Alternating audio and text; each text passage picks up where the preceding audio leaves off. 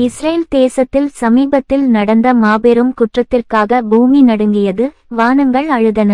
ஏனென்றால் உலக ஆவி வசித்த பெரிய நீதிமான் இசாவை அவர்கள் சித்திரவதை செய்து கொன்றனர்.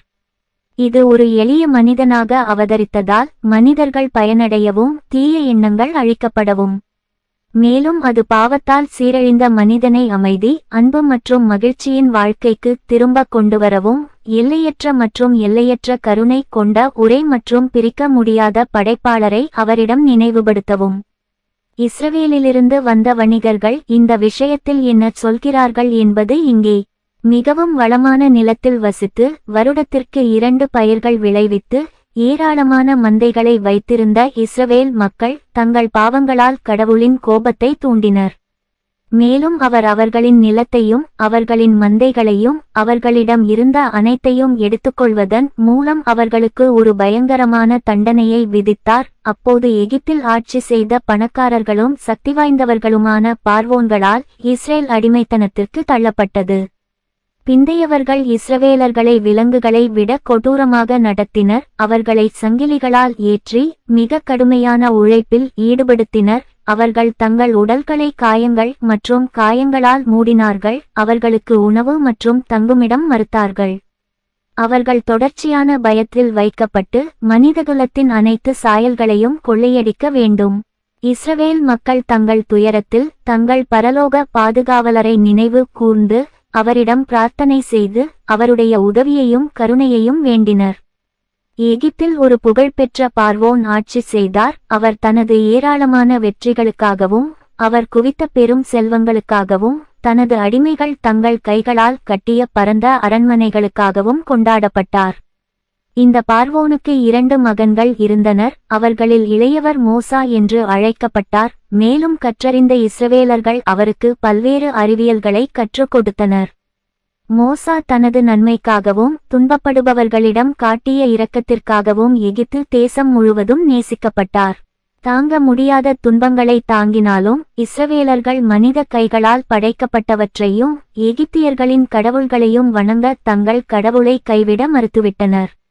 மோசா அவர்களின் பிரிக்க முடியாத கடவுளை நம்பினார். அவர் அவர்களின் பலவீனமான பலத்தை இழக்க அனுமதிக்கவில்லை. இஸ்ரவேல குருக்கள் மோசாவின் தீவிரத்தை ஊக்குவித்து அவரை நாடி அவரது இணை மதத்தினருக்கு ஆதரவாக அவரது தந்தையான பார்வோனிடம் பரிந்து பேசுமாறு கெஞ்சினர். இளவரசர் மோசா தனது தந்தையிடம் இந்த துரதிர்ஷ்டவசமான மக்களின் நிலையை தணிக்குமாறு கெஞ்சினார். ஆனால் பார்வோன் அவர் மீது கோபமடைந்து தனது அடிமைகள் மீது மேலும் கஷ்டங்களை மட்டுமே சுமத்தினார். சிறிது காலத்திற்கு பிறகு எகிப்தின் மீது ஒரு பெரிய பேரழிவு ஏற்பட்டது. கொள்ளை நோய் இளைஞர்களையும் முதியவர்களையும் வலிமையானவர்களையும் நோயாளிகளையும் அழித்தது. தனது சொந்த கடவுள்களின் கோபத்திற்கு ஆளானதாக பார்வோன் நம்பினார். ஆனால் இளவரசர் மோசா தனது தந்தையிடம் தனது அடிமைகளின் கடவுள்தான் தனது மகிழ்ச்சியற்ற மக்களுக்கு ஆதரவாக தலையிட்டு எகிப்தியர்களை தண்டிப்பதாக அறிவித்தார்.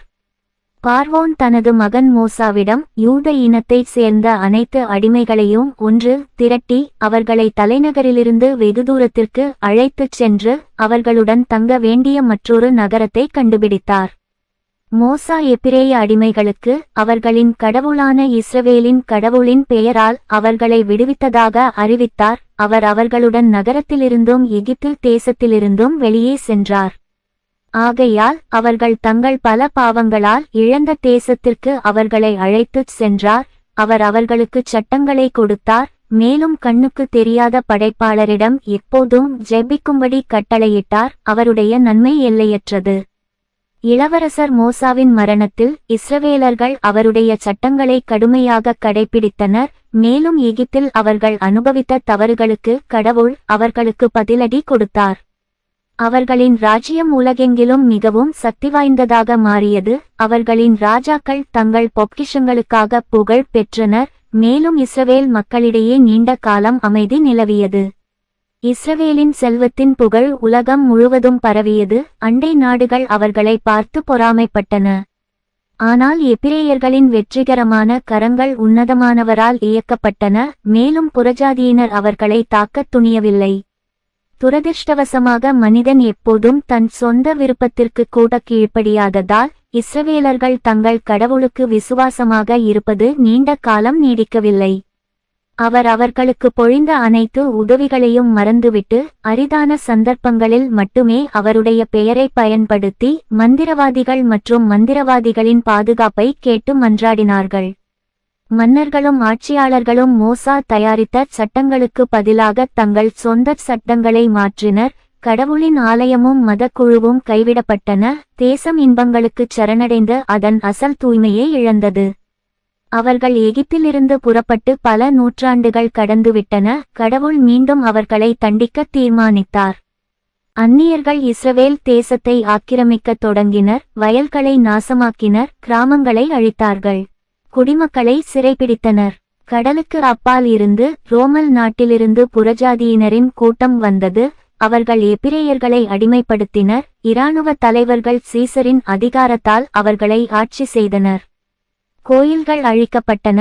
மக்கள் கண்ணுக்கு தெரியாத கடவுளை வணங்குவதை கைவிட்டு புறஜாதி சிலைகளுக்கு பலியிட வேண்டிய கட்டாயம் ஏற்பட்டது. போர்வீரர்கள் பிரபுக்களால் ஆனார்கள். பெண்கள் தங்கள் கணவர்களிடமிருந்து கெடுக்கப்பட்டனர். அடிமைத்தனத்திற்கு தள்ளப்பட்ட கீழ் வகுப்பினர் ஆயிரக்கணக்கானோர் கடல்களுக்கு அப்பால் அனுப்பப்பட்டனர். குழந்தைகளை பொறுத்தவரை அனைவரும் வாளுக்கு கீழே போடப்பட்டனர். விரைவில் இஸ்ரவேல் தேசம் முழுவதும் அழுகை மற்றும் புலம்பலை தவிர வேறு எதுவும் கேட்கப்படவில்லை. இந்த கடுமையான துயரத்தில் மக்கள் தங்கள் வல்லமையுள்ள கடவுளை நினைவு கூர்ந்தனர். அவர்கள் அவருடைய கருணையை வேண்டினர். அவர்களை மன்னிக்கும்படி அவரிடம் மன்றாடினர். எங்கள் பிதாவே, அவரது தீராத நன்மையில் அவர்களின் ஜெபங்களுக்கு செவிசாய்த்தார்கள். இப்போது நேரம் வந்துவிட்டது. உச்ச நீதிபதி தனது எல்லையற்ற கருணையுடன் ஒரு மனிதனாக அவதரித்திருந்தார். முழுமையான செயலற்ற தன்மை மற்றும் உயர்ந்த பேரின்ப நிலையில் வாழ்ந்த நித்திய ஆவி விழித்தெழுந்து காலவரையற்ற காலத்திற்கு நித்திய இருப்பிலிருந்து தன்னை பிரித்து கொண்டது. மனித வடிவத்தை ஏற்றுக்கொள்வதன் மூலம் தெய்வீகத்துடன் நம்மை அடையாளம் காண்பதற்கும் நித்திய பேரின்பத்தை அடைவதற்கும் வழிகளை குறிக்கும் பொருட்டு, மேலும் அவரது முன்மாதிரியின் மூலம் நாம் எவ்வாறு தார்மீக தூய்மை நிலையை அடையலாம் மற்றும் ஆன்மாவை அதன் மொத்த உரையிலிருந்து பிரிக்கலாம், இதனால் அது மாறாத மற்றும் நித்திய மகிழ்ச்சி ஆட்சி செய்யும் பரலோக ராஜ்யத்தில் நுழைய தேவையான பரிபூரணத்தை அடைய முடியும் என்பதை நமக்கு கற்பிக்க. விரைவில் இஸ்ரேல் தேசத்தில் ஒரு அற்புதமான குழந்தை பிறந்தது. கடவுளே இந்த குழந்தையின் வாயின் மூலம் உடலின் ஒன்றுமில்லாத தன்மையையும் ஆன்மாவின் மகத்துவத்தையும் பற்றி பேசினார். இந்த புதிதாக பிறந்த குழந்தையின் பெற்றோர் ஏழைகள், பிறப்பால் உயர்ந்த பக்தி கொண்ட குடும்பத்தைச் சேர்ந்தவர்கள். படைப்பாளரின் பெயரை மகிமைப்படுத்தவும் அவர் அவர்களை சோதிக்க விரும்பிய துரதிர்ஷ்டங்களுக்கு நன்றி தெரிவிக்கவும் அதன் முந்தைய உலக மகத்துவத்தை புறக்கணித்தனர். சத்தியத்தின் பாதையில் அவர்களின் விடாமுயற்சிக்கு வெகுமதி அளிக்க கடவுள் இந்த குடும்பத்தின் முதல் குழந்தையை ஆசீர்வதித்தார். அவர் அவரை தேர்ந்தெடுத்தவராக தேர்ந்தெடுத்து தீமையில் விழுந்தவர்களை எழுப்பவும் துன்பப்பட்டவர்களை குணப்படுத்தவும் அவரை அனுப்பினார். ஈசா என்ற பெயர் வழங்கப்பட்ட தெய்வீக குழந்தை மிகவும் இளமையான மற்றும் பிரிக்க முடியாத கடவுளை பற்றி பேசத் தொடங்கியது. நீதியின் பாதையிலிருந்து விலகிச் சென்ற மக்கள் மனந்திரும்பி அவர்கள் செய்த பாவங்களிலிருந்து தங்களை தூய்மைப்படுத்தும்படி அறிவுறுத்தியது. அவரது குழந்தை உதடுகளிலிருந்து வந்த ஞான வார்த்தைகளை கேட்கவும் வியக்கவும் எல்லா பகுதிகளிலிருந்தும் மக்கள் வந்தனர். இந்த குழந்தையின் உள்ளே நித்திய ஆவி வாழ்கிறது என்று அனைத்து இஸ்ரவேலர்களும் ஒன்றுபட்டனர். இஸ்ரவேலர் 13 வயதை எட்டியபோது ஒரு இஸ்ரவேலர் ஒரு பெண்ணை மணக்க வேண்டியிருந்தது. அவரது பெற்றோர் சாதாரண உழைப்பில் வாழ்ந்து தங்கள் வாழ்வாதாரத்தை ஈட்டிய வீடு செல்வந்தர்கள் மற்றும் பிரபுக்களின் சந்திப்பு இடமாக மாறியது. அவர்கள் இளம் இஸ்ஸாவை ஒரு மருமகனாக பெற விரும்பினர். சர்வவல்லமையுள்ளவரின் பெயரில் தனது போதனைகளுக்காக ஏற்கனவே கொண்டாடப்பட்டவர். அப்போதுதான் இஸ்ஸா தனது தந்தையின் வீட்டை இரகசியமாக விட்டுவிட்டு ஜெருசலேமிலிருந்து வெளியேறி சில வணிகர்களுடன் சேர்ந்து சிந்து நோக்கி பயணம் செய்தார். அவர் தெய்வீக வார்த்தையில் தன்னை முழுமையாக்கிக் கொள்ளவும் பெரிய புத்தர்களின் சட்டங்களை படிக்கவும் முடியும். தனது 14வது வயதில் குரோடால் ஆசீர்வதிக்கப்பட்ட இளம் இஸ்ஸா சிந்துவிற்கு அப்பால் பயணம் செய்து கடவுளின் அன்புக்குரிய நாட்டில் ஆரியர்களிடையே குடியேறினார். அவரது பெயரின் புகழ் வடக்கு சிந்து முழுவதும் பரவியது. அவர் 5 ஆறுகள் மற்றும் ராட்சிபவுடன் நாட்டை கடந்து சென்றபோது ஜைன் கடவுளின் வழிபாட்டாளர்கள் அவரை தங்கள் நடுவில் இருக்குமாறு கெஞ்சினார்கள். ஆனால் அவர் ஜைனின் தவறான ரசிகர்களை விட்டுவிட்டு வியாசா கிருஷ்ணாவின் எச்சங்கள் தங்கியிருக்கும் ஓர்ச்சிஸ் மாகாணத்தில் உள்ள ஜக்கர் நாட்டை பார்வையிட்டார். அங்கு அவர் பிரம்மாவின் வெள்ளை பூசாரிகளிடமிருந்து மகிழ்ச்சியான வரவேற்பை பெற்றார். வேதங்களை படித்து புரிந்து கொள்ளவும், பிரார்த்தனை மூலம் குணப்படுத்தவும், பரிசுத்த வேதாகமத்தை கற்பிக்கவும் விளக்கவும், மனிதனின் உடலில் இருந்து தீய ஆவிகளை விரட்டவும், அவருக்கு மனித சாயலை திரும்பக் கொடுக்கவும் அவர்கள் அவருக்கு கற்றுக் கொடுத்தார்கள். அவர் ஜக்கர்நாட், ராஜைக்ரிஹா, பெனாரஸ் மற்றும் பிற புனித நகரங்களில் 6 ஆண்டுகள் கழித்தார். அனைவரும் அவரை நேசித்தார்கள், ஏனென்றால் ஈசா வைசியர்களுடனும் சௌத்திரர்களுடனும் சமாதானமாக வாழ்ந்தார். அவர்களுக்கு அவர் பரிசுத்த வேதத்தை கற்பித்தார். ஆனால் பிராமணர்களும் க்ஷத்திரியர்களும் பெரிய பரபிரம்மா தனது உள்ளுறுப்புகளிலிருந்தும் கால்களிலிருந்தும் படைத்தவர்களை அணுகுவதை தடை செய்ததாக அறிவித்தனர். வைசியர்கள் வேத ஓதலை மட்டுமே கேட்க அதிகாரம் பெற்றவர்கள், மேலும் பண்டிகை நாட்களில் மட்டுமே கேட்க வேண்டும். வேதங்களை படிக்கும் சௌத்திரர்கள் கலந்து கொள்வது மட்டுமல்லாமல் அவற்றை பார்ப்பதும் தடை செய்யப்பட்டது. ஏனெனில் அவர்களின் நிலை பிராமணர்கள், க்ஷத்திரியர்கள் மற்றும் வைசியர்களுக்கு கூட நிரந்தரமாக சேவை செய்து அடிமைகளாகச் செயல்படுவதாகும். மரணம் மட்டுமே அவர்களை அடிமைத்தனத்திலிருந்து விடுவிக்க முடியும் என்று பரபிரம்மா கூறினார். எனவே அவர்களை விட்டுவிட்டு, நீங்கள் அவர்களுக்கு கீழ்ப்படியாவிட்டால் உங்கள் மீது கோபத்தை காட்டும் கடவுள்களை எங்களுடன் வணங்குங்கள். ஆனால் இசா அவர்களுக்கு செவிசாய்க்கவில்லை. சௌத்திரர்களிடம் சென்று பிராமணர்கள் மற்றும் க்ஷத்திரியர்களுக்கு எதிராக பிரசங்கித்தார். மனிதர்களாக தங்கள் சக மனிதர்களின் உரிமைகளை பறித்த மனிதர்களை அவர் கடுமையாக கண்டித்து கூறினார், தந்தையான கடவுள் தனது குழந்தைகள் அனைவரும் அவருக்கு சமமாக பிரியமானவர்கள், அவர்களுக்கு இடையே எந்த வித்தியாசத்தையும் ஏற்படுத்தவில்லை. வேதங்கள் மற்றும் பௌராணர்களின் தெய்வீக தோற்றத்தை ஈசா மறுத்தார். மனிதர்கள் தங்கள் செயல்களில் அவர்களை வழிநடத்த ஒரு சட்டம் கொடுக்கப்பட்டுள்ளது என்று தனது சீடர்களுக்கு அறிவித்தார். உன் கடவுளுக்கு அஞ்சு, அவன் முன் மட்டும் மண்டியிடு, அவனுக்கு மட்டுமே உன் காணிக்கைகள் செலுத்தப்பட வேண்டும். ஈசா திரிமூர்த்தியையும் விஷ்ணு, சிவன் மற்றும் பிற கடவுள்களில் பரபிரம்மாவின் அவதாரத்தையும் மறுத்து இவ்வாறு கூறினார். நித்திய நீதிபதி, நித்திய ஆவி பிரபஞ்சத்தின் ஒரே மற்றும் பிரிக்க முடியாத ஆன்மாவை உருவாக்குகிறது. அது மட்டுமே முழுவதையும் உருவாக்குகிறது, கொண்டுள்ளது மற்றும் உயிர்ப்பிக்கிறது.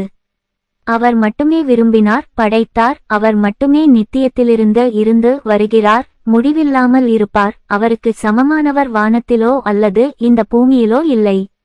பெரிய படைப்பாளர் தனது சக்தியை யாருடனும் பகிர்ந்து கொள்ளவில்லை. இன்னும் நீங்கள் கற்பிக்கப்பட்டுள்ளபடி உயிரற்ற பொருட்களுடன் அவர் மட்டுமே உயர்ந்த சக்தியை கொண்டுள்ளார்.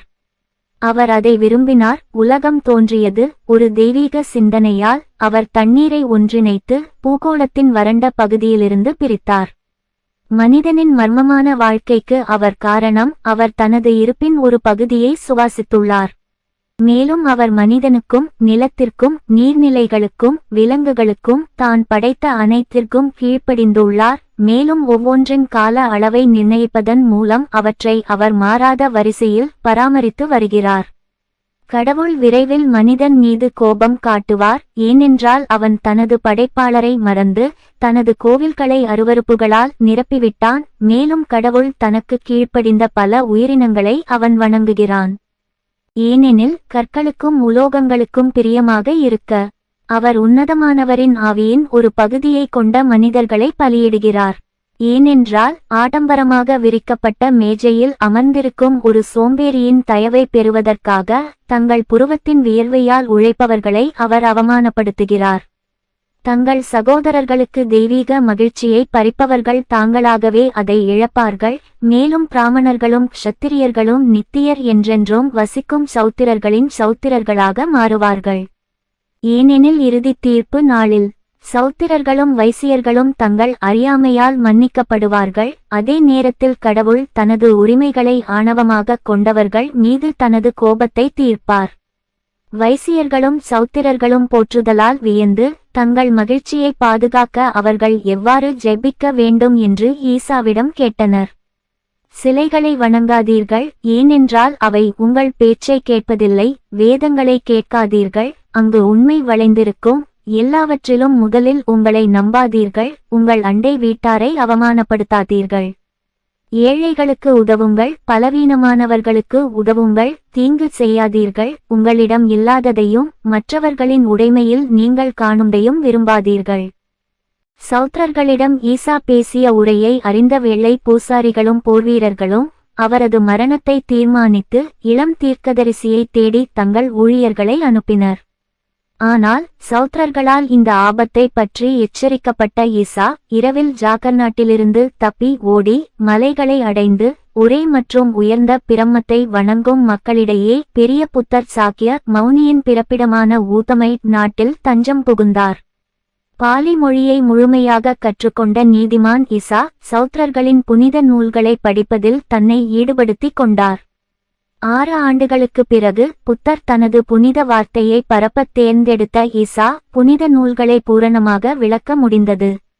பின்னர் அவர் நேபாளம் மற்றும் இமயமலை மலைகளை விட்டு வெளியேறி ஈச்சிபவுடன் பள்ளத்தாக்கில் இறங்கி மேற்கு நோக்கிச் சென்று மனிதனின் உயர்ந்த பரிபூரணத்தை பற்றி பல்வேறு மக்களுக்கு பிரசங்கித்தார். நாம் மற்றவர்களுக்கு செய்ய வேண்டிய நன்மை நித்திய ஆவியில் நம்மை விரைவாக இணைவதற்கான உறுதியான வழிமுறையாகும். மரணத்தில் தனது பழமையான தூய்மையை மீட்டெடுத்தவர். இஸ்ஸா கூறினார், தனது பாவங்களுக்கான மன்னிப்பை பெற்றிருப்பார், மேலும் கடவுளின் கம்பீரமான உருவத்தை தியானிக்கும் உரிமையை பெறுவார். புறமத பிரதேசங்களை கடந்து சென்ற தெய்வீக ஈசா புலப்படும் கடவுள்களை வணங்குவது இயற்கையின் விதிகளுக்கு முரணானது என்று மக்களுக்கு கற்பித்தார். மனிதனுக்கு கடவுளின் உருவத்தை பார்ப்பதோ அல்லது நித்தியத்தை போன்ற ஏராளமான தெய்வங்களை உருவாக்கும் திறனோ சாதகமாக இல்லை என்று அவர் கூறினார். மேலும் விலங்குகளை விட தெய்வீக தூய்மையின் மகத்துவத்தையோ அல்லது கல் அல்லது உலோகத்தால் மனிதனால் உருவாக்கப்பட்ட படைப்புகளையோ குறைவாக நினைப்பது மனித மனச்சாட்சிக்கு பொருந்தாது. நித்திய சட்டமன்ற உறுப்பினர் ஒருவரே, அவரை தவிர வேறு கடவுள் இல்லை. அவர் உலகத்தை யாருடனும் பகிர்ந்து கொள்ளவில்லை. அவர் தனது நோக்கங்களை யாரிடமும் சொல்லவில்லை. ஒரு தந்தை தனது குழந்தைகளிடம் நடந்து கொள்வது போல கடவுள் தனது கருணையுள்ள சட்டங்களின்படி மரணத்திற்கு பிறகு மனிதர்களை நியாயந்தீர்ப்பார். அவர் தனது குழந்தையை ஒரு சுத்திகரிப்பு நிலையத்தில் இருப்பது போல ஒரு விலங்கின் உடலுக்குள் தனது ஆன்மாவை குடிபெயர்த்து அவமானப்படுத்த மாட்டார். பரலோக சட்டம் ஒரு சிலைக்கோ அல்லது விலங்குக்கோ மனித பலிகளை பலியிடுவதை வெறுக்கிறது என்று ஈசாவின் உதடுகள் வழியாக படைப்பாளர் கூறினார். ஏனென்றால் நான் மனிதனுக்கு எல்லா விலங்குகளையும் உலகில் உள்ள அனைத்தையும் பலியிட்டுள்ளேன்.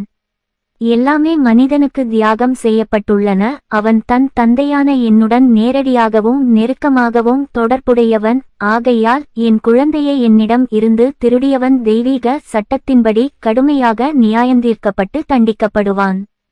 மனிதன் நித்திய நீதிபதிக்கு முன்பாக ஒன்றுமில்லாதவன், மனிதனுக்கு முன்பாக மிருகம் இருப்பது போலவே.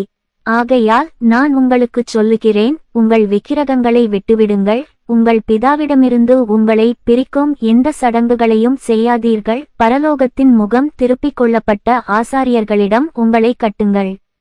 ஏனென்றால் அவர்கள்தான் உங்களை உண்மையான கடவுளிடமிருந்து கவர்ந்தவர்கள். அவர்களுடைய மூடநம்பிக்கைகளும் கொடுமையும் உங்களை அறிவின் சிதைவுக்கும் அனைத்து தார்மீக உணர்வையும் இழப்பதற்கும் இட்டுச் செல்கின்றன.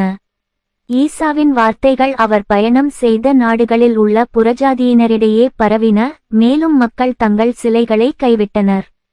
இதை கண்ட ஆசாரியர்கள் உண்மையான கடவுளின் நாமத்தை மகிமைப்படுத்தியவரிடம் அவர்கள் மீது அவர் சுமத்திய குற்றச்சாட்டுகளுக்கான ஆதாரங்களையும் மக்கள் முன்னிலையில் சிலைகளின் பயனற்ற தன்மையை நிரூபிக்கும் சான்றுகளையும் கோரினர். அதற்கு ஈசா, உங்கள் சிலைகளும் உங்கள் விலங்குகளும் வலிமையானவையாக இருந்தால், உண்மையிலேயே இயற்கைக்கு அப்பாற்பட்ட சக்தியை கொண்டிருந்தால் அவர்கள் என்னை அந்த இடத்திலேயே அழித்துவிடட்டும் என்று பதிலளித்தார். ஒரு அற்புதத்தைச் செய்யுங்கள் என்று ஆசாரியர்கள் பதிலளித்தனர். உங்கள் கடவுள் எங்கள் சொந்தக்காரர்களை அவமானப்படுத்தட்டும், அவர்கள் அவருக்கு வெறுக்கத்தக்கவர்களாக இருந்தால். ஆனால் ஈசா பின்னர் கூறினார், பிரபஞ்சம் படைக்கப்பட்டபோது நம் கடவுளின் அற்புதங்கள் தொடங்கின. அவை ஒவ்வொரு நாளும் ஒவ்வொரு நொடியும் நிகழ்கின்றன. அவற்றை பார்க்காத எவரும் வாழ்க்கையின் மிக அழகான பரிசுகளில் ஒன்றை இழக்கிறார்கள். கடவுளின் கோபம் உயிரற்ற கல், உலோகம் அல்லது மரத்துண்டுகளுக்கு எதிராக சுதந்திரமாக வெளியேறாது, மாறாக அது மனிதன் மீது விழும். அவன் காப்பாற்றப்படுவதற்காக அவர்கள் எழுப்பிய அனைத்து சிலைகளையும் அழிக்க வேண்டும். மனிதனுக்கு தாமே மதிப்பற்றதாக இருக்கும் ஒரு கல்லும் மணலும் அவன் அவற்றை பயனுள்ள ஒன்றாக மாற்றும் தருணத்திற்காக மனத்தாழ்மையுடன் காத்திருப்பது போல. எனவே மனிதன் ஒரு முடிவின் மூலம் அவனை கௌரவிப்பதில் கடவுளால் அவனுக்கு வழங்கப்படும் மகத்தான அருளுக்காக காத்திருக்க வேண்டுமா?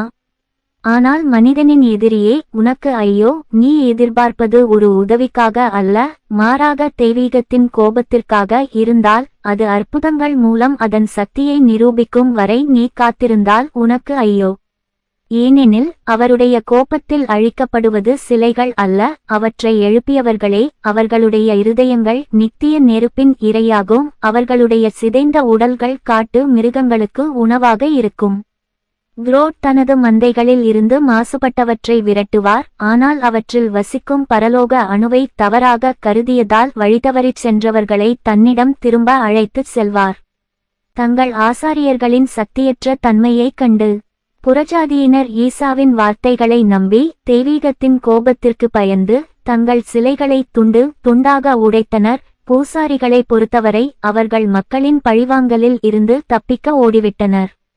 மேலும் ஈசா புறஜாதியினருக்கு நித்திய ஆவியை தங்கள் கண்களால் பார்க்க முயற்சிக்க வேண்டாம், ஆனால் அதை அவர்களின் இதயங்களில் உணர முயற்சிக்கவும், உண்மையிலேயே தூய்மையான ஆன்மாவால் அதன் உதவிகளுக்கு தகுதியானவர்களாகவும் இருக்க கற்றுக் கொடுத்தார். மனித தியாகங்களைச் செய்வதை நீங்கள் நிறுத்துவது மட்டுமல்லாமல், உயிர் கொடுக்கப்பட்ட எந்த மிருகத்தையும் நீங்கள் பலி கொடுக்கக்கூடாது, ஏனென்றால் அனைத்தும் பேரின் நன்மைக்காக படைக்கப்பட்டுள்ளன. மற்றவர்களுக்குச் சொந்தமானதை எடுத்துக் கொள்ளாதீர்கள், ஏனென்றால் அது உங்கள் அண்டை வீட்டாரின் வியர்வையால் அவர் பெற்ற பொருட்களை கொள்ளையடிப்பதாகும். யாரையும் ஏமாற்றாதீர்கள், அதனால் நீங்கள் ஏமாற்றப்படக்கூடாது. கடைசி தீர்ப்புக்கு முன் உங்களை நியாயப்படுத்த முயற்சி செய்யுங்கள், ஏனென்றால் அது மிகவும் தாமதமாகிவிடும். துன்மார்க்கத்திற்கு உங்களை கைவிட்டுவிடாதீர்கள், ஏனென்றால் அது கடவுளின் சட்டங்களை மீறுவதாகும். உங்களை தூய்மைப்படுத்திக் கொள்வதன் மூலம் மட்டுமல்லாமல், மற்றவர்கள் பழமையான பரிபூரணத்தை மீண்டும் பெற அனுமதிக்கும் பாதையில் அவர்களை வழிநடத்துவதன் மூலமும் நீங்கள் உயர்ந்த பேரின்பத்தை அடைவீர்கள். இசாவின் பிரசங்கங்களின் புகழ் அண்டை நாடுகளுக்கு பரவியது. மேலும் அவர் பெர்சியாவை அடைந்ததும் பாதிரியார்கள் பயந்து போய் மக்கள் அவரை கேட்பதை தடுத்தனர். ஆனால் அனைத்து கிராமங்களும் அவரை மகிழ்ச்சியுடன் வரவேற்றதையும் அவரது பிரசங்கத்தை அவளுடன் கேட்பதையும் கண்டதும் அவர்கள் அவரை கைது செய்து பிரதான ஆசாரியரிடம் கொண்டு வந்து அங்கு அவர் பின்வரும் விசாரணைக்கு உட்படுத்தப்பட்டார். நீங்கள் பேசும் இந்த புதிய கடவுள் யார்? துரதிர்ஷ்டவசமான மனிதரே, நீங்கள் என்பது உங்களுக்கு தெரியாதா? உன்னதமானவரிடமிருந்து தகவல் தொடர்புகளை பெறும் மரியாதைக்கு அனுமதிக்கப்பட்ட ஒரே நீதிமான் புனித ஜோராஸ்டர் மட்டுமே. கடவுளின் வார்த்தையை எழுதும்படி தேவதூதர்களுக்கு யார் கட்டளையிட்டார்கள்? சொர்க்கத்தில் ஜோராஸ்டருக்கு வழங்கப்பட்ட சட்டங்கள். அப்படியானால் நம் கடவுளை நிந்தித்து விசுவாசிகளின் இதயங்களில் சந்தேகத்தை விதைக்க துணிந்த நீ யார்? அதற்கு ஈசா பதிலளித்தார், நான் புதிய கடவுளை பற்றி பேசவில்லை, மாறாக ஆரம்பத்திற்கு முன்பே இருந்த, நித்திய முடிவுக்கு பிறகும் இருக்கும் நம் பரலோக தந்தையை பற்றி பேசுகிறேன். ஒரு அப்பாவி குழந்தையாக இருந்தாலும் தங்கள் அறிவின் வலிமையால் கடவுளை புரிந்து கொண்டு அவரது ஆன்மீக மற்றும் தெய்வீக மகத்துவத்தை ஊடுருவ முடியாத மக்களிடம் நான் அவரை பற்றித்தான் பேசினேன். ஆனால் புதிதாக பிறந்த குழந்தை தெளிவற்ற நிலையிலும் தாய்வழி மார்பகத்தை அடையாளம் காண்பது போல உங்கள் மக்கள் உங்கள் தவறான கோட்பாடுகள் மற்றும் மத சடங்குகளால் தவறாக வழிநடத்தப்பட்டு நான் தீர்க்கதரிசியாக இருக்கும் தந்தையில் தங்கள் தந்தையை உள்ளுணர்வாக அங்கீகரித்துள்ளனர். நித்திய ஜீவன் என் வாயின் இடைத்தரகர் மூலம் உங்கள் மக்களுக்குச் சொல்கிறார், சூரியனை வணங்க வேண்டாம், ஏனென்றால் அது நான் மனிதனுக்காக படைத்த உலகின் ஒரு பகுதி மட்டுமே. உங்கள் உழைப்பின் போது உங்களை சூடாக்க சூரியன் உதிக்கிறது, நான் நிர்ணயித்த ஓய்வு நேரத்தை உங்களுக்கு வழங்க அது மறைகிறது.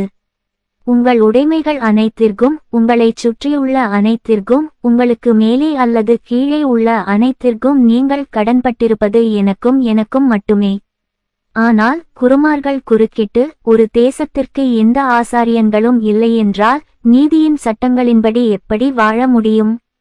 பின்னர் ஈசா பதிலளித்தார், மக்களுக்கு பூசாரிகள் இல்லாத வரை அவர்கள் இயற்கையின் சட்டத்தால் நிர்வகிக்கப்பட்டு அவர்களின் ஆன்மாவின் நேர்மையை தக்க வைத்துக் கொண்டனர். அவர்களின் ஆன்மாக்கள் கடவுளில் இருந்தன. மேலும் தந்தையுடன் தொடர்பு கொள்ள அவர்கள் சிலை அல்லது மிருகம் அல்லது நெருப்பின் இடைத்தரகரை நாடினர். நீங்கள் இங்கே பயிற்சி செய்வது போல நாம் சூரியனை வணங்க வேண்டும் என்று நீங்கள் கூறுகிறீர்கள். நன்மை மற்றும் தீமையின் மேதை. சரி, உங்கள் கோட்பாடு அருவருப்பானது என்று நான் உங்களுக்குச் சொல்கிறேன். சூரியன் தன்னிச்சையாக செயல்படவில்லை, மாறாக அதற்கு இருப்பை கொடுத்த கண்ணுக்கு தெரியாத படைப்பாளரின் விருப்பத்தினாலேயே செயல்படுகிறது. இந்த கோளம் பகலை ஒளிரச் செய்து மனிதனின் உழைப்பையும் பயிர்களையும் சூடேற்ற வேண்டும் என்று யார் விரும்பினார்கள்?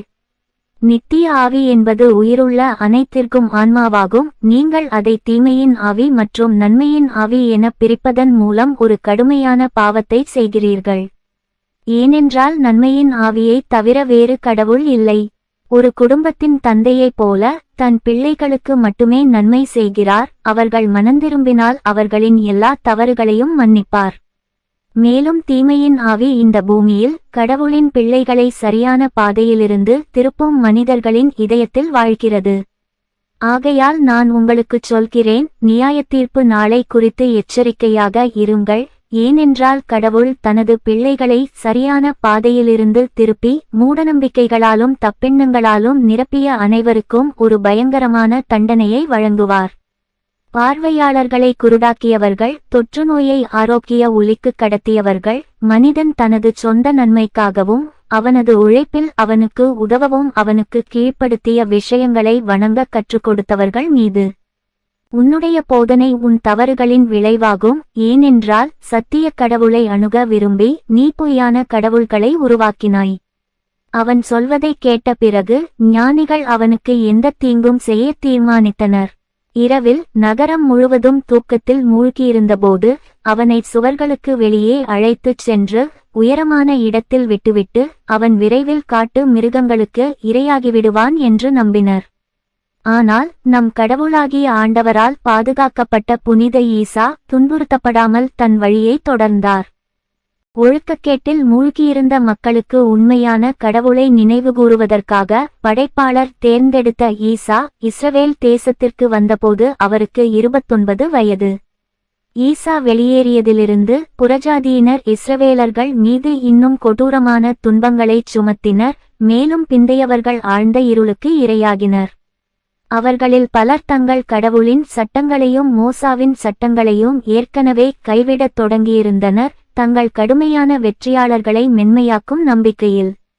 இந்த சூழ்நிலையில் பாவங்களை மீட்கும் நாள் நெருங்கிவிட்டதால் விரக்தியடைய வேண்டாம் என்று ஈசா தனது தோழர்களை அறிவுறுத்தினார். மேலும் அவர்களின் பிதாக்களின் கடவுள் மீதான அவர்களின் நம்பிக்கையை அவர் உறுதிப்படுத்தினார். குழந்தைகளே, விரக்தியடையாதீர்கள் என்று பரலோக தந்தை ஈசாவின் வாயிலிருந்து கூறினார். ஏனென்றால் நான் உங்கள் குரல்களை கேட்டேன், உங்கள் அழுகை எனக்கு உயர்ந்தது. ஓ என் அன்பானவரே, அழாதீர்கள். ஏனென்றால் உங்கள் அழுகை உங்கள் தந்தையின் இதயத்தை தொட்டது. அவர் உங்கள் மூதாதையர்களை மன்னித்தது போல் உங்களையும் மன்னித்தார். உங்கள் குடும்பங்களை துஷ்பிரயோகத்தில் மூழ்கடிக்க கைவிடாதீர்கள். உங்கள் உணர்வுகளின் உன்னதத்தை இழந்து உங்கள் குரல்களுக்கு செவிடாக இருக்கும் சிலைகளை வணங்காதீர்கள். உங்கள் நம்பிக்கைகளாலும் பொறுமையாலும் என் கோவிலை நிரப்புங்கள். உங்கள் மூதாதையர்களின் மதத்தை கைவிடாதீர்கள். ஏனென்றால் நான் மட்டுமே அவர்களை வழிநடத்தி அவர்கள் மீது ஆசீர்வாதங்களை குவித்துள்ளேன். வீழ்ந்தவர்களை எழுப்புங்கள், பசியுள்ளவர்களுக்கு உணவளியுங்கள், நோயுற்றவர்களுக்கு உதவுங்கள். அப்போதுதான் நான் உங்களுக்காக தயாரிக்கும் கடைசி நியாயத்தீர்ப்பு நாளில் நீங்கள் அனைவரும் தூய்மையாகவும் நீதியாகவும் இருப்பீர்கள். இஸ்ரவேலர்கள் ஈசாவின் வார்த்தைகளை கேட்க திரண்டு வந்தனர். அவர்களின் எதிரிகள் தங்கள் கோவில்களை இடித்து அவர்களின் புனித பாத்திரங்களின் மீது வன்முறை கைகளை வைத்ததால் பரலோக தந்தைக்கு எங்கே நன்றி சொல்ல வேண்டும் என்று அவரிடம் கேட்டார்கள். கடவுள் மனிதர்களின் கைகளால் கட்டப்பட்ட கோவில்களை பற்றி பேசவில்லை, ஆனால் அதன் மூலம் அவர் மனித இதயத்தை குறிக்கிறார். அதுவே கடவுளின் உண்மையான ஆலயம் என்று ஈசா அவர்களுக்கு பதிலளித்தார். உங்கள் கோவிலுக்குள் உங்கள் சொந்த இருதயத்திற்குள் நுழைந்து நல்ல எண்ணங்களாலும் பொறுமையாலும் உங்கள் தந்தையின் மீது நீங்கள் வைக்க வேண்டிய அசைக்க முடியாத நம்பிக்கையாலும் அதை ஒளிரச் செய்யுங்கள். உங்கள் புனித பாத்திரங்கள் உங்கள் கைகளும் கண்களுமே கடவுளுக்கு பிரியமானதை கவனித்துச் செய்யுங்கள். ஏனென்றால் உங்கள் அண்டை வீட்டாருக்கு நன்மை செய்வதன் மூலம் உங்களுக்கு உயிரை கொடுத்தவர் வசிக்கும் கோவிலை அலங்கரிக்கும் ஒரு சடங்கை செய்கிறீர்கள்.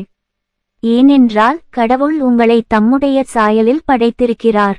அப்பாவி தூய ஆன்மா, கருணையால் நிரப்பப்பட்ட இதயம் தீய திட்டங்களை கருத்தரிக்க அல்ல, மாறாக அன்பு மற்றும் நீதியின் சரணாலயமாக இருக்க விதிக்கப்பட்டது. ஆகையால் உங்கள் இதயங்களை கரைப்படுத்தாதீர்கள், ஏனென்றால் நித்திய ஜீவன் எப்போதும் அங்கே வாழ்கிறார். அன்பும் பக்தியும் முத்திரையிடப்பட்ட செயல்களை நீங்கள் நிறைவேற்ற விரும்பினால் அவற்றை திறந்த இதயத்துடன் செய்யுங்கள். உங்கள் செயல்கள் ஆதாய நம்பிக்கையினாலோ அல்லது லாப எண்ணத்தினாலோ ஈர்க்கப்படக்கூடாது. ஏனென்றால் அத்தகைய செயல்கள் உங்கள் இரட்சிப்புக்கு பங்களிக்காது. பின்னர் நீங்கள் ஒழுக்க சீரழிவு நிலைக்கு விழுவீர்கள். அதில் திருட்டு, பொய் மற்றும் கொலை ஆகியவை தாராளமான செயல்களாக தோன்றும். புனித ஈசா கடவுளின் வார்த்தையால் இஸ்ரவேலர்களின் தைரியத்தை பலப்படுத்தி இடம் விட்டு இடம் சென்றார். அவர்கள் தங்கள் மண் காற்றின் பாரத்தின் கீழ் அடிபணிய தயாராக இருந்தனர். ஆயிரக்கணக்கானோர் அவரது பிரசங்கத்தை கேட்க அவரை பின்தொடர்ந்தனர். ஆனால் நகரங்களின் தலைவர்கள் அவருக்கு பயந்தார்கள். எருசலேமில் வசித்த ஆளுநருக்கு ஈசா என்ற ஒருவர் நாட்டிற்கு வந்திருப்பதாகவும் அவரது பிரசங்கங்கள் மக்களை அதிகாரிகளுக்கு எதிராக தூண்டிவிட்டதாகவும் மக்கள் அவரை விடாமுயற்சியுடன் கேட்டு அரசுக்கு தங்கள் கடமைகளை புறக்கணித்து விரைவில் தங்கள் ஊடுருவும் ஆட்சியாளர்களிடமிருந்து அவர்கள் விடுவிக்கப்படுவார்கள் என்றும் செய்தி அனுப்பப்பட்டது. பின்னர் எருசலேமின் ஆளுநரான பிலாத்து பிரசங்கி ஈசாவை கைது செய்து நகரத்திற்கு அழைத்து வந்து நியாயாதிபதிகள் முன் நிறுத்தும்படி கட்டளையிட்டார். மக்களின் அதிருப்தியை தூண்டக்கூடாது என்பதற்காக பிலாத்து குருமார்கள் மற்றும் கற்றறிந்த ஆண்கள், எபிரேய வம்சாவளியைச் சேர்ந்த முதியவர்கள் அவரை கோவிலில் நியாயந்தீர்க்க கட்டளையிட்டார். இதற்கிடையில் ஈசா இன்னும் தொடர்ந்து பிரசங்கித்து எருசலேமுக்கு வந்தார். அவர் வருவதை கேள்விப்பட்டு ஏற்கனவே அவரை புகழ்ந்து அறிந்த அனைத்து மக்களும் அவரை சந்திக்க வந்தனர். அவர்கள் அவரை மரியாதையுடன் வரவேற்றனர். இஸ்ரேலின் பிற நகரங்களில் அவர் சொன்னதை அவரது உதடுகளிலிருந்து கேட்கும்படி தங்கள் கோவிலின் கதவுகளை திறந்தனர். ஈசா அவர்களிடம், மனித இனம் நம்பிக்கையின்மையால் அழிந்து கொண்டிருக்கிறது.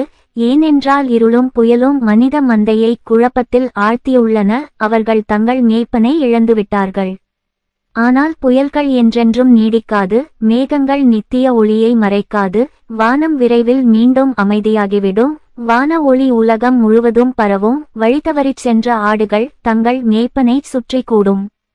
பள்ளத்தில் தடுமாறிவிடுவோமோ என்ற பயத்தில் தெளிவற்ற இடத்தில் நேரடி பாதைகளை தேட முயற்சிக்காதீர்கள். ஆனால் உங்கள் மீதமுள்ள பலத்தை சேகரிக்கவும் ஒருவரையொருவர் ஆதரிக்கவும் கடவுள் மீது உங்கள் முழு நம்பிக்கையையும் வைக்கவும் ஒரு ஒளிக்கற்றை தோன்றும் வரை காத்திருங்கள். தன் அண்டை வீட்டாரை ஆதரிப்பவன் தன்னை ஆதரிப்பவன், தன் குடும்பத்தை பாதுகாப்பவன் தன் இனத்தையும் நாட்டையும் பாதுகாப்பவன். இருளிலிருந்து உங்கள் விடுதலையின் நாள் நெருங்கிவிட்டது என்பதில் உறுதியாக இருங்கள். நீங்கள் ஒரே குடும்பத்தில் ஒன்று கூடுவீர்கள். உங்கள் எதிரி பெரிய கடவுளின் தயவைப் பற்றி எதுவும் அறியாதவன் பயத்தில் நடுங்குவான். அவர் சொல்வதை கேட்ட ஆசாரியர்களும் முதியவர்களும் இந்த மொழியை கேட்டு வியந்து, தேசத்தின் அதிகாரிகளுக்கு எதிராக மக்களை தூண்டிவிட முயன்றது உண்மையா என்று அவரிடம் கேட்டார்கள். இது ஆளுநர் பிலாத்துக்கு அறிவிக்கப்பட்டது. இருள் அவர்களின் பாதையையும் அவர்களின் வாசலையும் மறைத்து வைத்திருக்கும். தவறாக வழிநடத்தப்பட்ட மனிதர்களுக்கு எதிராக எழ முடியுமா என்று ஈசா பதிலளித்தார். இந்த ஆலயத்தில் நான் அவர்களுக்கு எச்சரிக்கை செய்வது போல் இந்த துரதிர்ஷ்டவசமான மக்களை அவர்களின் இருண்ட பாதைகளில் மேலும் முன்னேறக்கூடாது என்று மட்டுமே எச்சரித்தேன். ஏனென்றால் அவர்களின் கால்களுக்கு கீழே ஒரு படுகுழி கொட்டாவி வருகிறது. உலக அதிகாரம் நீண்ட காலம் நீடிக்காது. மேலும் அது எண்ணற்ற மாற்றங்களுக்கு உட்பட்டது. அதற்கு எதிராக கலகம் செய்வதால் ஒரு மனிதனுக்கு எந்த பயனும் இல்லை. ஏனென்றால் ஒரு சக்தி எப்போதும் மற்றொரு சக்தியை பின்தொடர்கிறது. மேலும் அது மனித இருப்பு அழிந்து போகும் வரை இப்படித்தான் இருக்கும். மாறாக செல்வந்தர்களும் சக்திவாய்ந்தவர்களும் இஸ்ரவேல் மக்களிடையே பரலோகத்தின் நித்திய அதிகாரத்திற்கு எதிராக ஒரு கிளர்ச்சியின் உணர்வை விதைக்கிறார்கள் என்பதை நீங்கள் பார்க்கவில்லையா? அப்போது அந்த கல்விமான்கள், நீங்கள் யார்? எந்த நாட்டிலிருந்து எங்கள் நாட்டிற்கு வந்திருக்கிறீர்கள்? நாங்கள் உங்களைப் பற்றி கேள்விப்பட்டதே இல்லை, உங்கள் பெயரும் எங்களுக்கு தெரியாது என்று கேட்டார்கள். நான் ஒரு இஸ்ரவேலன் என்று ஈசா பதிலளித்தார். மேலும், நான் பிறந்த நாளிலேயே எருசலேமின் சுவர்களை பார்த்தேன், என் சகோதரர்கள் அடிமைத்தனத்திற்கு கொண்டு செல்லப்பட்டதை கேட்டேன், என் சகோதரிகள் புறஜாதியினரால் சிறைப்பிடிக்கப்பட்டதை கேட்டேன். என் சகோதரர்கள் உண்மையான குரோட்டை மறந்துவிட்டதை கண்டபோது என் ஆத்துமா மிகவும் துக்கமடைந்தது. நான் இன்னும் குழந்தையாக இருந்தபோதே என் தந்தையின் வீட்டை விட்டு மற்ற நாடுகளுக்குச் செல்ல என் தந்தையின் வீட்டை விட்டு வெளியேறினேன். ஆனால் என் சகோதரர்கள் இன்னும் பெரிய சித்திரவதைகளை சகித்துக்கொள்வதை கேள்விப்பட்டு என் பெற்றோர் வாழ்ந்த நாட்டிற்கு திரும்பினேன். என் சகோதரர்களுக்கு அவர்களின் மூதாதையர்களின் நம்பிக்கையை நினைவுபடுத்துவதற்காக இந்த உலகில் நமக்கு பொறுமையை கற்பிக்கிறது, இதனால் நாம் உயர்ந்த இடத்தில் முழுமையான மற்றும் உயர்ந்த மகிழ்ச்சியை பெறலாம். கற்றறிந்த முதியவர்கள் அவரிடம் இந்த கேள்வியை கேட்டார்கள், நீங்கள் மோசாவின் சட்டங்களை மறுத்து கடவுளின் ஆலயத்தை விட்டு வெளியேற மக்களுக்கு கற்றுக் கொடுக்கிறீர்கள் என்று கூறப்படுகிறது. மேலும் இசா கூறினார், நமது பரலோக தந்தையால் கொடுக்கப்பட்டதையும் பாவிகளால் அழிக்கப்பட்டதையும் நாம் இடிக்க முடியாது, ஆனால் இதயத்திலிருந்து வரும் அனைத்து கரைகளையும் சுத்திகரிக்க நான் பரிந்துரைத்துள்ளேன், ஏனென்றால் அதுதான் கடவுளின் உண்மையான ஆலயம். மோசாவின் சட்டங்களை பொறுத்தவரை அவற்றை மனிதர்களின் இதயத்தில் மீண்டும் நிலைநிறுத்த நான் பாடுபட்டேன். மேலும் நான் உங்களுக்குச் சொல்கிறேன், அவற்றின் உண்மையான அர்த்தத்தை நீங்கள் அறியாதிருக்கிறீர்கள், ஏனென்றால் அவர்கள் பழிவாங்கலை அல்ல, மன்னிப்பை கற்பிக்கிறார்கள், ஆனால் இந்தச் சட்டங்களின் அர்த்தம் திசை திருப்பப்பட்டுள்ளது. ஈசாவின் வார்த்தைகளை கேட்ட ஆசாரியர்களும் கல்விமான்களும் அவர் யாருக்கும் தீங்கு செய்யவில்லை என்பதால் அவரை நியாயந்தீர்க்க வேண்டாம் என்று தங்களுக்குள் முடிவு செய்து ரோமல் தேசத்தின் புறமத ராஜாவால் எருசலேமின் ஆளுநராக நியமிக்கப்பட்ட பிலாத்துவின் முன் தங்களை ஆஜர்படுத்தி அவரிடம் இவ்வாறு சொன்னார்கள். நமது மக்களை கலகத்திற்கு தூண்டியதாக நீர் குற்றம் சாட்டும் மனிதனை நாங்கள் கண்டோம், அவருடைய பிரசங்கத்தை கேட்டோம், அவர் நமது மக்களைச் சேர்ந்தவர் என்பதை அறிந்தோம். ஆனால் நகரங்களின் தலைவர்கள் உங்களுக்கு பொய்யான செய்திகளை அனுப்பியுள்ளனர், ஏனென்றால் அவர் மக்களுக்கு கடவுளின் வார்த்தையை போதிக்கும் ஒரு நீதிமான். அவரை விசாரித்த பிறகு நாங்கள் அவரை சமாதானமாக போக அனுப்பிவிட்டோம். ஆளுநர் உணர்ச்சிவசப்பட்டு மாறுவேடமிட்ட ஊழியர்களை ஈசாவிடம் அனுப்பினார். அவர்கள் அவருடைய அனைத்து செயல்களையும் பார்த்து அவர் மக்களுக்குச் சொன்ன ஒவ்வொரு வார்த்தையையும் அதிகாரிகளுக்கு தெரிவிக்க வேண்டும். ஆயினும் கூட ஈசா தொடர்ந்து அண்டை நகரங்களுக்குச் சென்று படைப்பாளரின் உண்மையான வழிகளை பிரசங்கித்து எபிரேயர்களை பொறுமையாக இருக்குமாறு அறிவுறுத்தினார், அவர்களுக்கு விரைவான விடுதலையை உறுதியளித்தார். இந்த காலமெல்லாம் அவர் எங்கு சென்றாலும் ஒரு கூட்டம் பின்தொடர்ந்தது, பலர் அவரை விட்டு வெளியேறவில்லை, ஊழியர்களாகச் செயல்பட்டனர். மேலும் ஈசா அவர்களிடம் கூறினார், மனிதனின் கைகளால் செய்யப்படும் அற்புதங்களை நம்பாதீர்கள், ஏனென்றால் இயற்கையை ஆதிக்கம் செலுத்துபவர் மட்டுமே இயற்கைக்கு அப்பாற்பட்ட செயல்களை செய்ய வல்லவர். அதே நேரத்தில் மனிதன் காற்றின் வன்முறையை மென்மையாக்கவும் மழையை பொழியவும் சக்தியற்றவன். ஆயினும் கூட மனிதனால் சாதிக்கக்கூடிய ஒரு அதிசயம் இருக்கிறது, அது உண்மையான நம்பிக்கையால் நிறைந்து தன் இதயத்திலிருந்து எல்லா தீய எண்ணங்களையும் கிழித்து தன் முடிவை அடைய அக்கிரமத்தின் பாதைகளை தவிர்க்கும் போதுதான். கடவுள் இல்லாமல் செய்யப்படும் அனைத்தும் வெறும் தவறுகள், மயக்கங்கள் மற்றும் மாயைகள் மட்டுமே. இந்த கலையை பயிற்சி செய்யும் மனிதனின் ஆன்மா எந்த அளவிற்கு வஞ்சகம், பொய் மற்றும் அசுத்தத்தால் நிறைந்துள்ளது என்பதை காட்டுகிறது. சாஸ்திரங்களில் நம்பிக்கை வைக்காதே, கடவுள் மட்டுமே எதிர்காலத்தை அறிவார். சூனியக்காரர்களை நாடுபவன் தன் இதயத்திற்குள் உள்ள கோவிலை தீட்டுப்படுத்துகிறான், தன் படைப்பாளர் மீது அவநம்பிக்கைக்கு ஆதாரம் அளிக்கிறான். சூனியக்காரர்கள் மற்றும் அவர்களின் சூத்திரங்கள் மீதான நம்பிக்கை மனிதனின் உள்ளார்ந்த எளிமை மற்றும் குழந்தைத்தனமான தூய்மையை அழிக்கிறது. ஒரு கொடூரமான சக்தி அவனை ஆட்கொண்டு எல்லா வகையான குற்றங்களையும் செய்யவும் சிலைகளை வணங்கவும் கட்டாயப்படுத்துகிறது. நம்முடைய தேவனாகிய கர்த்தர் அவருக்கு நிகரற்றவர், ஒருவராகவும் சர்வ வல்லமையுள்ளவராகவும் எல்லாம் அறிந்தவராகவும் எங்கும் நிறைந்தவராகவும் இருக்கிறார். அவரே எல்லா ஞானத்தையும் எல்லா ஒளியையும் கொண்டவர்.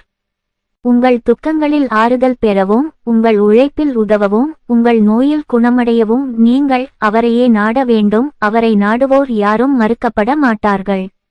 இயற்கையின் இரகசியம் கடவுளின் கைகளில் உள்ளது. ஏனெனில் உலகம் தோன்றுவதற்கு முன்பு தெய்வீக மனதின் ஆழத்தில் இருந்தது. அது உன்னதமானவரின் விருப்பத்தால் பொருளாகவும் காணக்கூடியதாகவும் மாறியது. நீங்கள் அவரை பற்றி பேச விரும்பும்போது மீண்டும் ஒருமுறை குழந்தைகளாகுங்கள். ஏனென்றால் உங்களுக்கு கடந்த காலமோ நிகழ்காலமோ எதிர்காலமோ தெரியாது. மேலும் கடவுள் காலத்தின் எஜமானர். ஓ நீதிமான், எருசலேம் ஆளுநரின் மாறுவேடமிட்ட ஊழியர்கள், நாங்கள் எங்கள் சீசாரின் விருப்பத்தை செய்ய வேண்டுமா அல்லது எங்கள் உடனடி விடுதலைக்காக காத்திருக்க வேண்டுமா என்று சொல்லுங்கள் என்றனர். தன்னை கண்காணிக்க அனுப்பப்பட்ட உளவாளிகளை தனது கேள்வியாளர்களில் அடையாளம் கண்ட ஈசா அவர்களிடம், நீங்கள் சீசரிடமிருந்து விடுவிக்கப்பட வேண்டும் என்று நான் சொல்லவில்லை. தவறாக வழிநடத்தப்பட்ட ஆன்மாவே விடுதலை பெறும் என்றார். தலைவன் இல்லாமல் குடும்பம் இருக்க முடியாது. சீசர் இல்லாமல் ஒரு நாட்டில் எந்த ஒழுங்கும் இருக்காது. அவருக்கு குருட்டுத்தனமாக கீழ்ப்படிய வேண்டும். ஏனென்றால் அவர் மட்டுமே உச்ச நீதிமன்றத்தின் முன் தனது செயல்களுக்கு பதிலளிக்க வேண்டும். சீசருக்கு தெய்வீக உரிமை இருக்கிறதா என்று உளவாளிகள் மீண்டும் கேள்வி எழுப்பினர். அவர் மனிதர்களில் சிறந்தவரா? மனிதர்களிடையே பரிபூரணம் இல்லை, ஆனால் தேர்ந்தெடுக்கப்பட்ட மற்றும் இந்த பணியில் ஒப்படைக்கப்பட்ட மனிதர்கள் நமது பரலோக தந்தையின் புனித சட்டத்தால் அவர்களுக்கு வழங்கப்பட்ட வழிமுறைகளை பயன்படுத்தி அவர்களை பராமரிக்க வேண்டிய சில நோய்வாய்ப்பட்டவர்களும் உள்ளனர். கருணை மற்றும் நீதி இவை சீசருக்கு வழங்கப்பட்ட மிக உயர்ந்த பரிசுகள். அவர் அதன்படி வாழ்ந்தால் அவரது பெயர் புகழ்பெற்றதாக இருக்கும். ஆனால் வேறுவிதமாகச் செயல்படுபவர் தனது குடிமக்கள் மீது தனது அதிகார வரம்பை மீறி தனது உயிரை ஆபத்தில் ஆழ்த்தும் அளவுக்குச் செல்பவர் பெரிய நீதிபதியை அவமதிக்கிறார் மற்றும் மனிதர்களின் பார்வையில் தனது கண்ணியத்தை குறைத்து மதிப்பிடுகிறார்.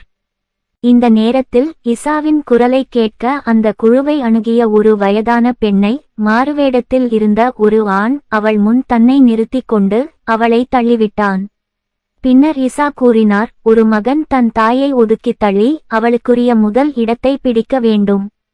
கடவுளுக்கு அடுத்தபடியாக மிகவும் புனிதமான தன் தாயை மதிக்காதவன் மகன் என்ற பெயருக்கு தகுதியற்றவன். எனவே நான் சொல்லப் போவதை கேளுங்கள். பெண்ணை மதிக்கவும், ஏனென்றால் அவள் பிரபஞ்சத்தின் தாய். தெய்வீக படைப்பின் அனைத்து உண்மையும் அவளுக்குள் வாழ்கிறது. அவள் நன்மைக்கும் அழகுக்கும் அடிப்படையாக இருக்கிறாள், ஏனெனில் அவள் வாழ்க்கைக்கும் மரணத்திற்கும் கிருமியாகவும் இருக்கிறாள். மனிதனின் முழு இருப்பும் அவளை பொறுத்தது, ஏனென்றால் அவள் அவனது அனைத்து செயல்களிலும் அவனுடைய தார்மீக மற்றும் இயற்கையான ஆதரவாக இருக்கிறாள். துன்பங்களுக்கு மத்தியில் அவள் உங்களை பெற்றெடுக்கிறாள். அவள் புருவத்தின் வியர்வையால் அவள் உங்கள் வளர்ச்சியை கவனிக்கிறாள். அவள் இறக்கும் வரை நீ அவளுக்கு மிகவும் கடுமையான வேதனையை ஏற்படுத்துகிறாய். அவளை ஆசீர்வதியுங்கள், அவளை வணங்குங்கள், ஏனென்றால் அவள் பூமியில் உனது ஒரே தோழி மற்றும் ஆதரவு.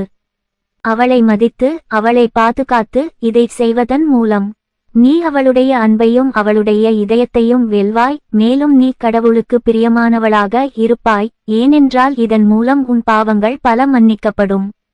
ஆகையால் உன் மனைவிகளை நேசி, அவர்களை மதித்து, நாளை அவர்கள் ஒரு முழு தேசத்தின் தாய்மார்களாகவும் பின்னர் பாட்டிகளாகவும் இருப்பார்கள். உன் மனைவியிடம் அடங்கி நட, அவளுடைய அன்பு மனிதனை மேன்மைப்படுத்துகிறது, அவனது கடின இதயத்தை மென்மையாக்குகிறது, மிருகத்தை அடக்கி அதை ஒரு ஆட்டுக்குட்டியாக மாற்றுகிறது. மனைவியும் தாயும் கடவுள் உங்களுக்கு வழங்கிய விலைமதிப்பற்ற பொக்கிஷங்கள்.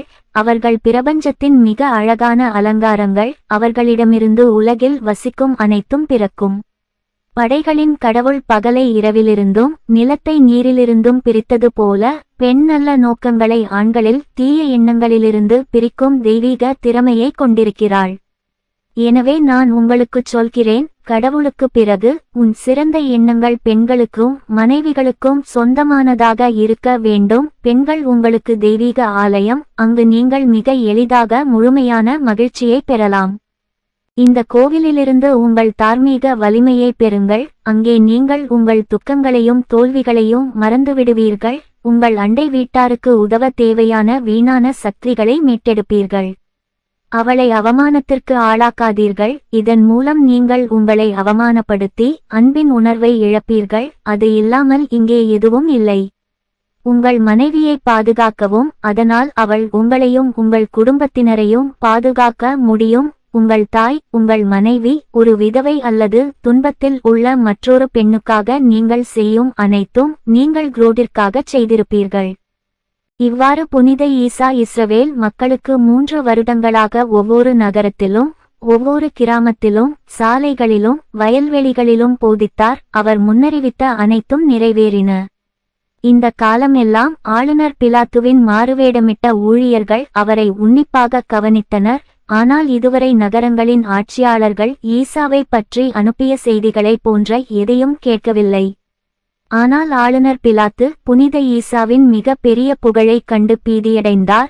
அவர் தனது எதிரிகளின் கூற்றுப்படி மக்களை தூண்டிவிட்டு ராஜாவாக்க விரும்பினார். தனது உளவாளிகளில் ஒருவரிடம் அவர் மீது குற்றம் சாட்ட உத்தரவிட்டார்.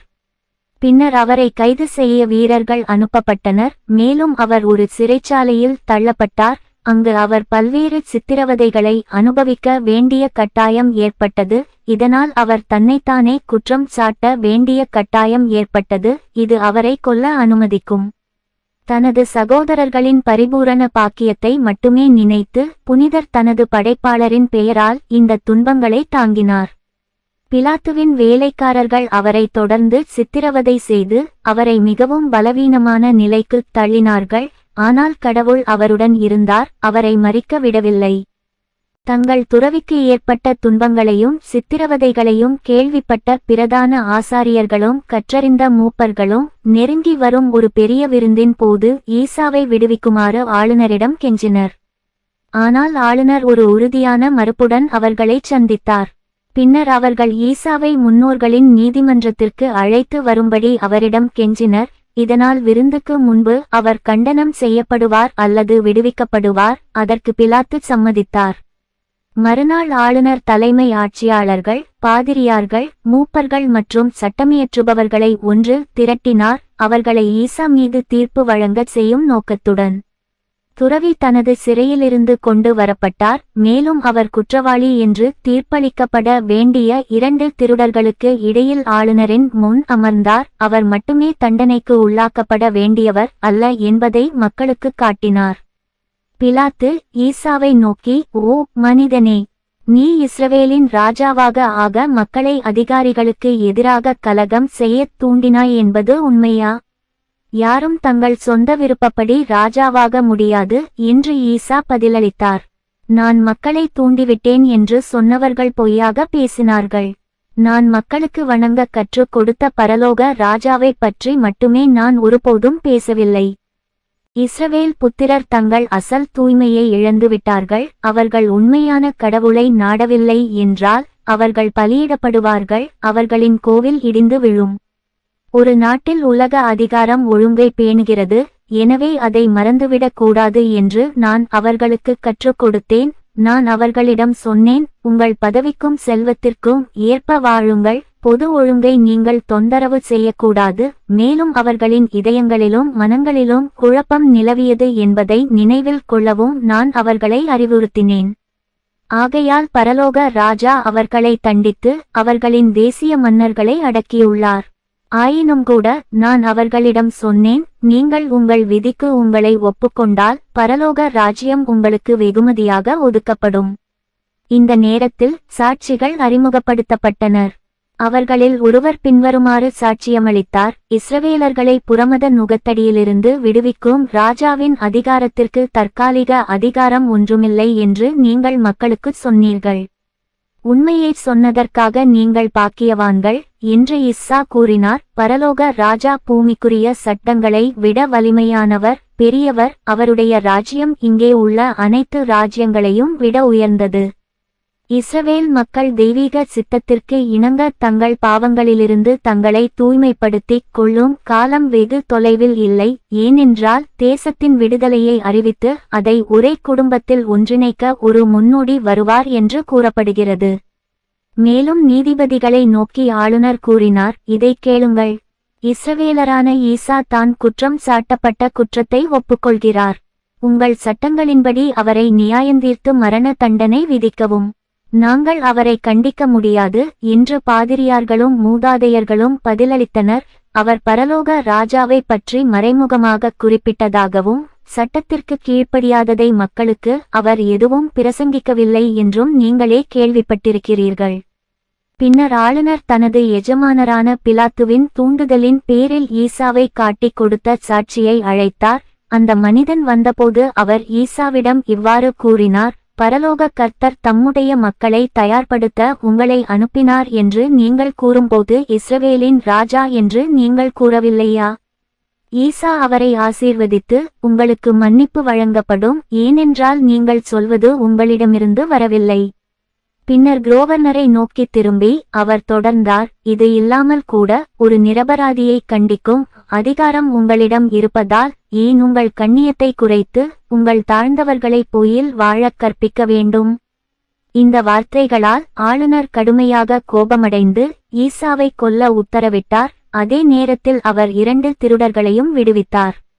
நியாயாதிபதிகள் தங்களுக்குள் கடிந்து கொண்டு பிலாத்துவிடம் ஒரு நிரபராதியை குற்றவாளியாக கண்டிப்பதும் 2 திருடர்களை விடுதலை செய்வதும் எங்கள் சட்டங்களுக்கு முரணான ஒரு பெரிய பாவத்தை நாங்கள் எங்கள் தலையில் சுமத்த மாட்டோம் என்று கூறினர்.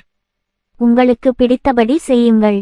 இவ்வாறு சொன்ன பிறகு ஆசாரியர்களும் ஞானிகளும் வெளியே சென்று ஒரு புனித பாத்திரத்தில் தங்கள் கைகளை கழுவி, நீதிமான் ஒருவரின் மரணத்திற்கு நாங்கள் குற்றமற்றவர்கள் என்று கூறினர். ஆளுநரின் உத்தரவின் பேரில் வீரர்கள் ஈசாவையும் அவர்கள் சித்திரவதை செய்யும் இடத்திற்கு அழைத்துச் சென்ற 2 திருடர்களையும் பிடித்து அவர்கள் அமைத்த சிலுவைகளில் ஆணியடித்தனர். அந்த நாள் முழுவதும் ஈசாவின் உடல்களும் 2 திருடர்களின் உடல்களும் வீரர்களின் பாதுகாப்பின் கீழ் தொங்கவிடப்பட்டு இரத்தம் சொட்ட சொட்ட தொங்கவிடப்பட்டன. மக்கள் அவர்களை சுற்றி நின்றனர். சிலுவையில் அறையப்பட்டவர்களின் பெற்றோர் அழுது ஜெபித்தனர். சூரிய அஸ்தமனத்தில் ஈசாவின் வேதனை முடிவுக்கு வந்தது. அவர் சுயநினைவை இழந்தார். இந்த நீதிமானின் ஆன்மா தெய்வீகத்தின் ஒரு பகுதியாக மாற அவரது உடலிலிருந்து தன்னை பிரித்து கொண்டது. இவ்வாறு கடினப்படுத்தப்பட்ட பாவிகளை காப்பாற்றி இவ்வளவு துன்பங்களை தாங்கிய ஒரு மனிதனின் வடிவத்தில் நித்திய ஆவியின் பிரதிபலிப்பின் பூமிக்குரிய இருப்பு முடிவுக்கு வந்தது.